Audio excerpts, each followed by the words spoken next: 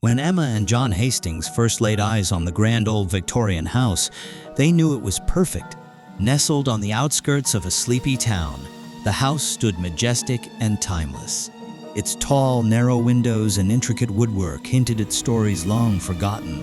The couple, both lovers of history, were thrilled at the prospect of restoring it to its former glory. "Can you believe we actually own this place?" Emma said, her voice filled with awe as she looked around the spacious living room. Jon smiled, wrapping an arm around her shoulders.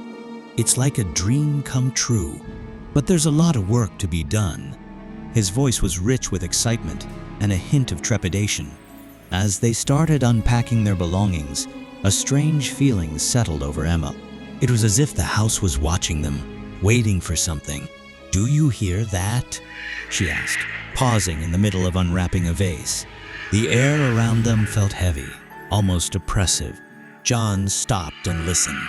At first, there was nothing, but then, faintly, they heard it, a whisper, soft and indistinct, coming from the walls.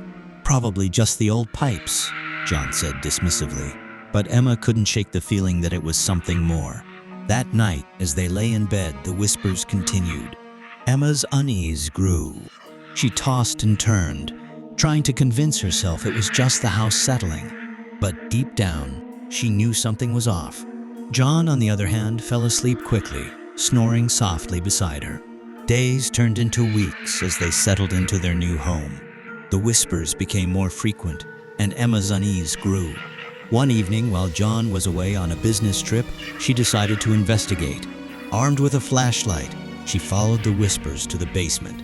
The air was thick with dust, and the light barely penetrated the darkness. She felt a chill run down her spine as she moved deeper into the basement, the whispers growing louder. "Who's there?" she called out, her voice trembling.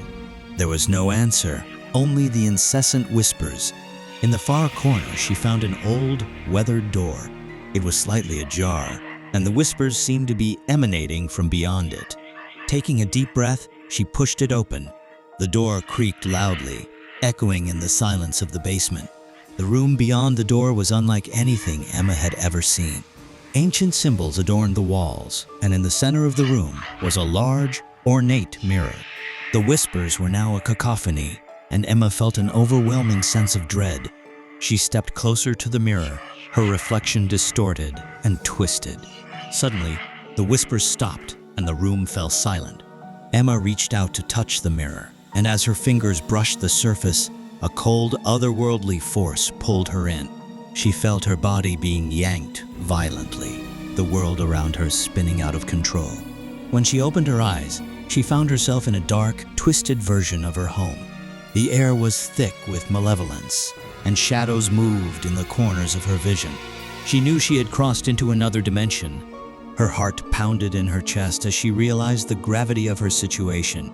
As she wandered through the house, she encountered spirits trapped within the walls. Their faces were twisted in anguish, and they reached out to her, pleading for help. "Help us! Free us!" they whispered, their voices filled with despair. Emma felt a surge of determination.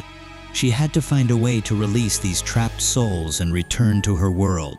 Back in the real world, Jon returned home to find Emma missing. He followed the same path she had taken, discovering the hidden room and the mirror.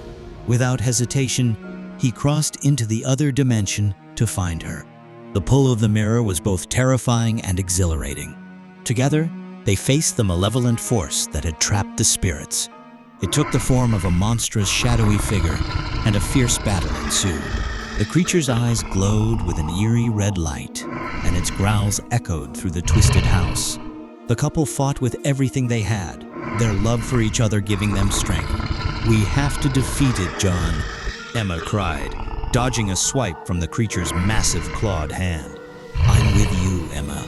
"Always," Jon replied, his voice steady despite the chaos around them. With a final, desperate effort, they managed to defeat the creature and free the trapped spirits. The house began to crumble around them as the spirits ascended to the afterlife. Emma and Jon raced back to the mirror, diving through just as the gateway closed behind them. The sensation of being pulled back to their world was both a relief and a disorienting blur. They found themselves back in their basement, the whispers finally silenced.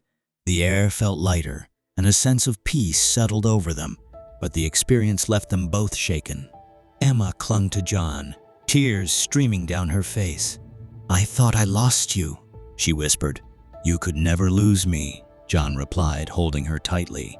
The couple decided to leave the house. Knowing that some things were better left undisturbed, they packed their belongings quickly, not wanting to spend another night in the house. As they drove away, Emma glanced back at the house.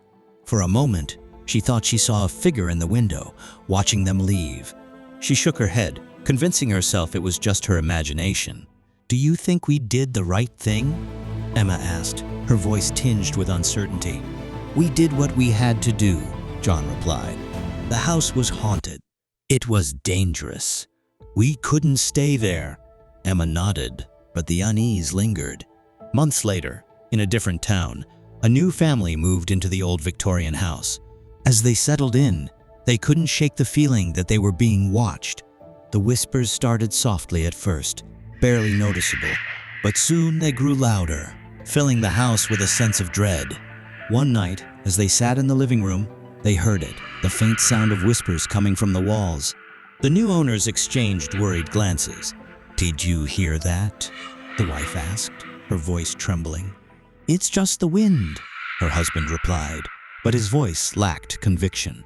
Little did they know, the house had a mind of its own. It thrived on fear and despair, feeding off the emotions of those who lived within its walls. The whispers were just the beginning.